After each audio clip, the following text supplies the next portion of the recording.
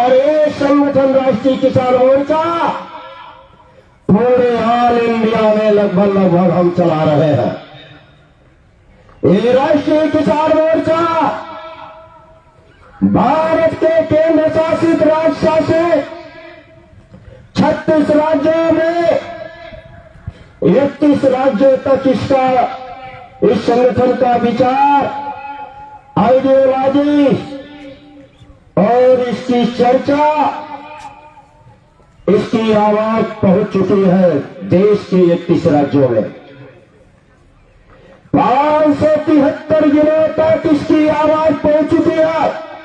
संगठन कमोबेश में काम कर रहा है, 5000 तहसीलों में काम कर रहा है, 22,000 ब्लॉकों में काम कर रहा है, 1.5 से पौने 2 लाख गांव तक हमारा संगठन पहुंच चुका है।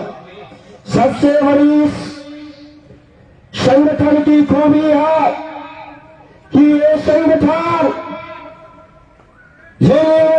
विदेशी आर्यों ने भारत के किसानों को 6,243 जातियों के टुकड़े में बांटने का काम किया। अंग्रेजों और मुगलों से ज्यादा खतरनाक काम किया।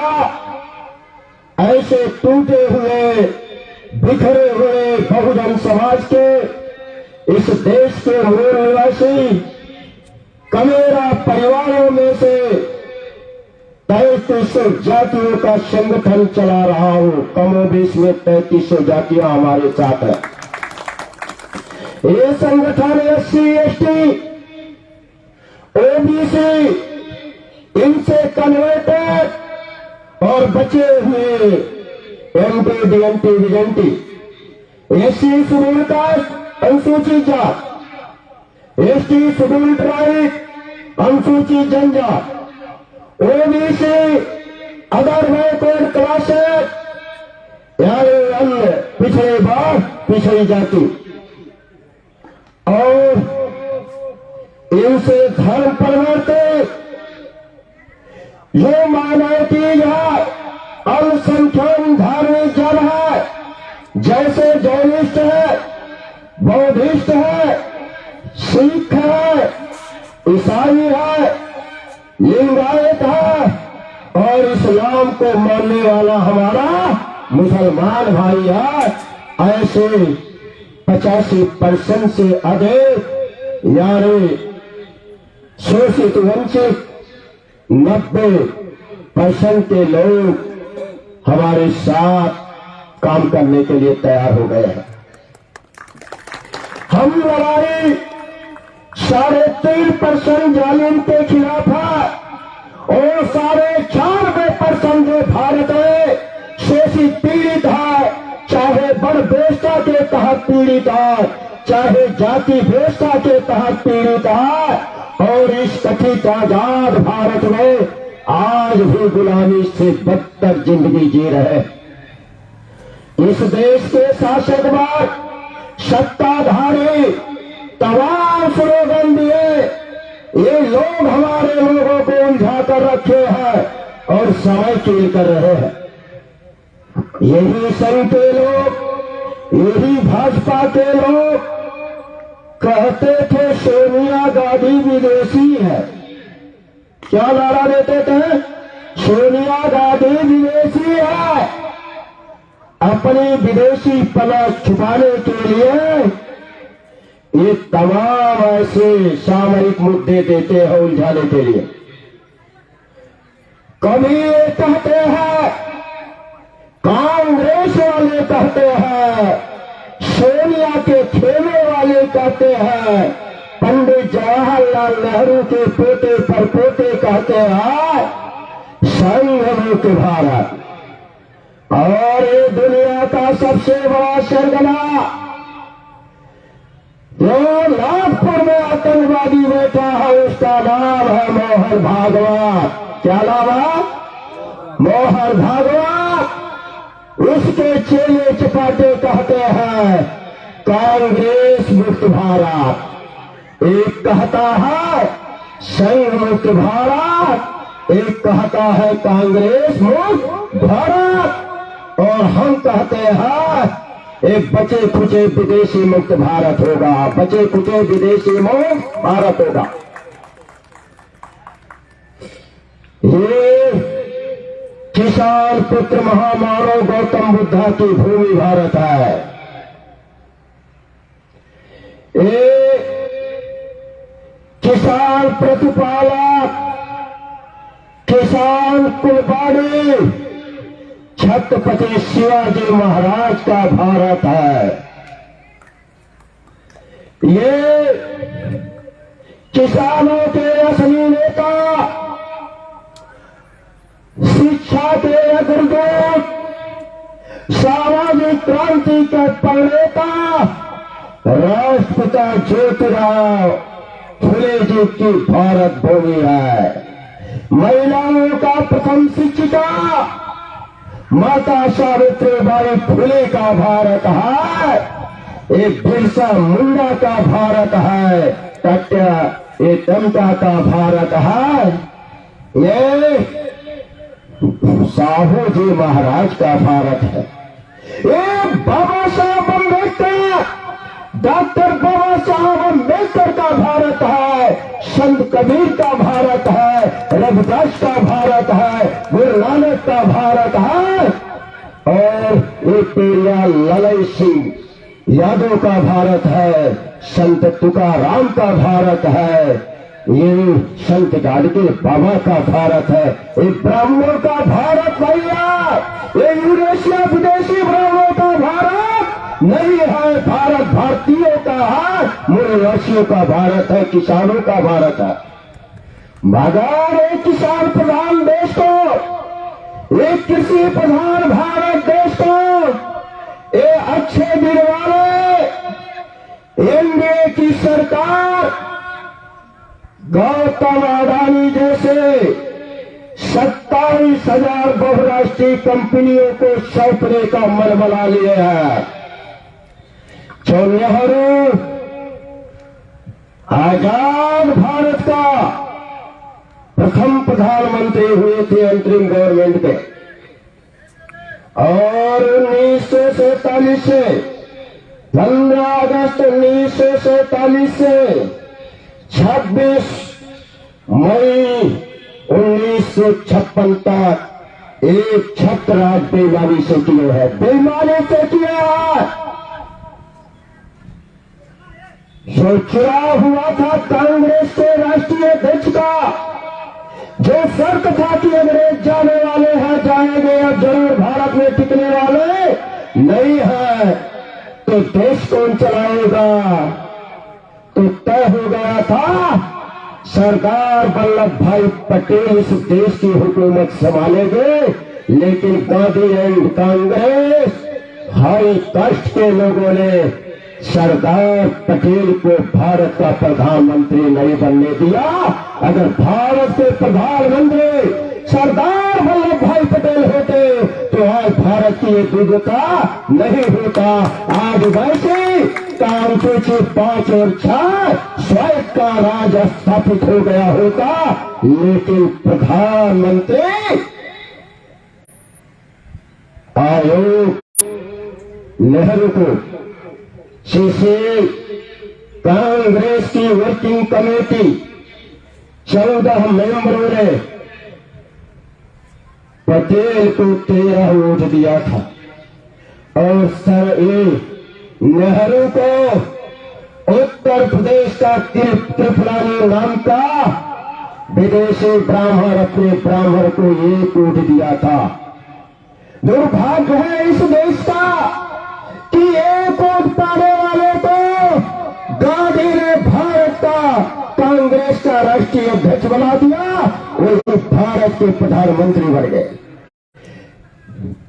इनाम में नेहरू ने अंग्रेजों को क्या दिया? सतियों गुलाम भारत में भारत के ऊपर एक भी पैसा कर्ज नहीं था। गुलाम भारत में किसानों के ऊपर एक भी पैसे कर्ज नहीं थे। ईस्ट इंडिया कंपनी के ऊपर भारत के जो किसान जिंदा है उनके बाप दादाओं का आज का 19 लाख करोड़ रुपया कर्ज था ब्रिटिश ईस्ट इंडिया कंपनी के ऊपर। नेहरू सत्ता हासिल करते ही उस खुशी में किसानों का जो आज का 19 लाख करोड़ के बराबर किसानों का रुपया था नेहरू ने माफ कर दिया, जैसे उनके बाप मोतीलाल पंडित मोतीलाल नेहरू के परदादा का पैसा था। किसानों का पैसा बकाया था ईस्ट इंडिया कंपनी के ऊपर। नेहरू माफ करने वाले कौन होते हैं? भारत का टैक्स ज्यादा हमारा किसान मजदूर भरता है। इस समय अच्छे दिन वालों की सरकार भारत का देश का जो सरकार के रूप में प्रधानमंत्री के रूप में सरगना बैठा है।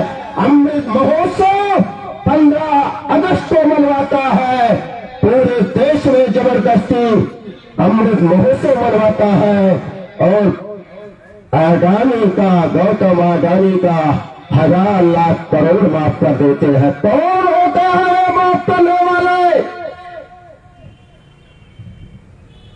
किसानों का दिल माफ हो रहा है क्या? किसानों के कर्ज का ब्याज माफ हो रहा है क्या? किसानों के बच्चों को जो छात्रवृत्ति मिलती थी, ओबीसी का छात्रवृत्ति भी बंद कर दिए, एससी का भी बंद करने वाले ये लोग भारत के संविधान की धज्जियां उड़ा करके, लोकतंत्र की धज्जियां उड़ा करके, भगतंत्र और ब्राह्मण तंत्र उड़ा करके भारत के ऊपर 211 लाख करोड़ रुपया भारत के ऊपर कर्ज लाद दिए। ये विश्व गुरु बता रहे, हम विश्व गुरु है। अरे काली टोपी खाकी लेकर पहनने वाले, ये भारत कृषि प्रधान देश था, तब भारत दुनिया का नंबर 1 का अर्थव्यवस्था में देश था।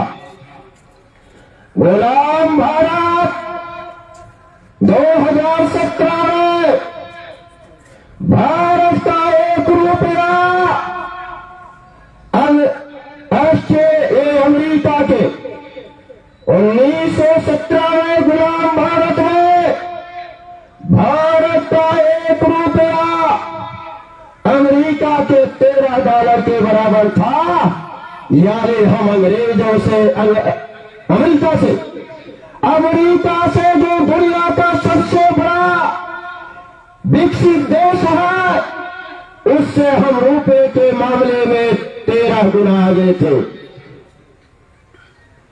कथित आजाद भारत जनवरी 1948 में 4 महीना नेहरू की नालायकी की वजह से भारत का 1 रुपया अमेरिका के $1 के बराबर हो गया।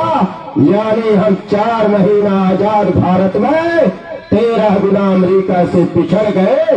ये है नेहरू के परिवार का चरित्र।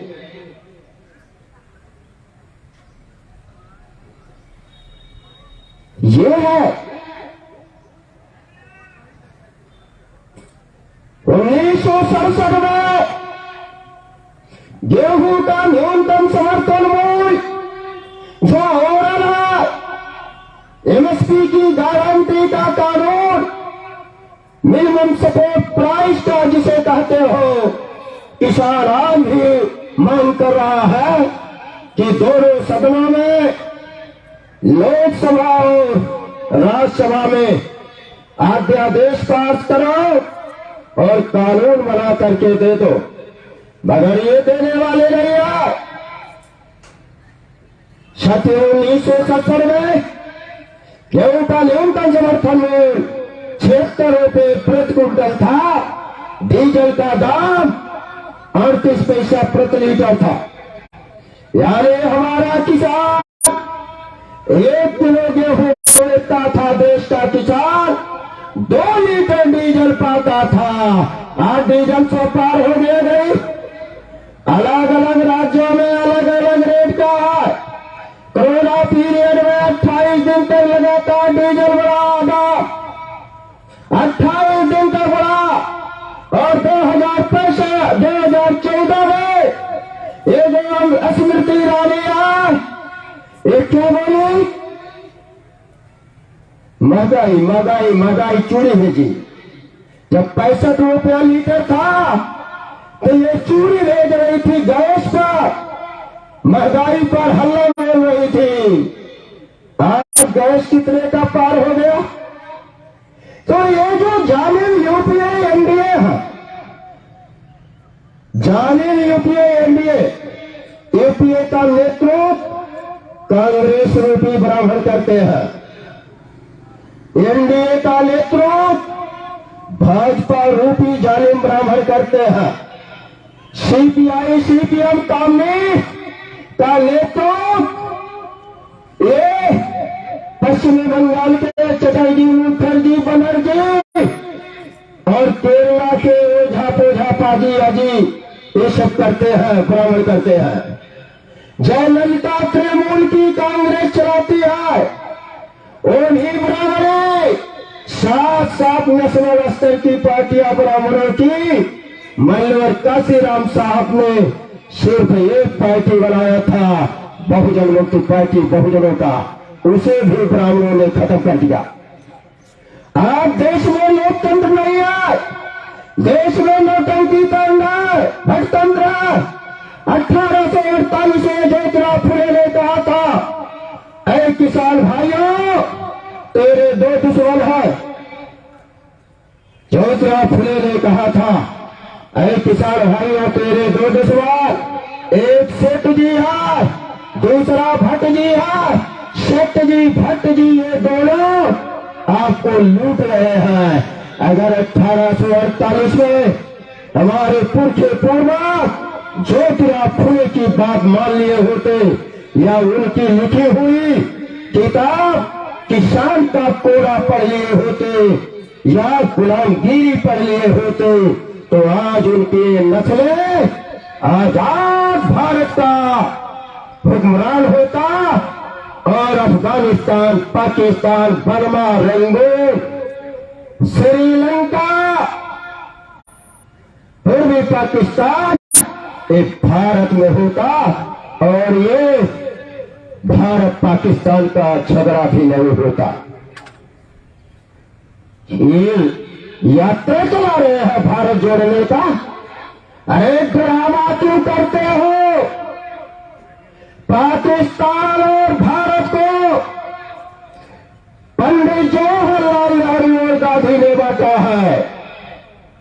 1947 के आजाद भारत में बांटा है। और राहुल तुम्हारी दादी पूर्वी पाकिस्तान तो तुम्हारी दादी ने जीत करके अलग कर दिया और कहते हो भारत जोड़ रहे हैं। कौन सा भारत जोड़ रहे हो? अफगानिस्तान को जोड़ रहे हो, पाकिस्तान को जोड़ रहे हो, नेपाल को जोड़ रहे हो, लंका को जोड़ रहे हो, बर्मा रंगून को जोड़ रहे हो, अशोका का भारत बनाने आए हो। अरे तुम्हारा कल जो समापन था कश्मीर में, उस समापनी समारोह के पहले आपने कहा इसको बंद करेंगे, हमें प्रधानमंत्री बनाइए, इसको हम बंद कर देंगे। इससे तुम विदेशी लोग नंगा हो रहे हो। ये लाइव कास्ट चल रहा है, ये टेली का लाइव कास्ट चल रहा है। देश और दुनिया कम लोग हो, ये पूरा देखा जा रहा है देश और दुनिया में।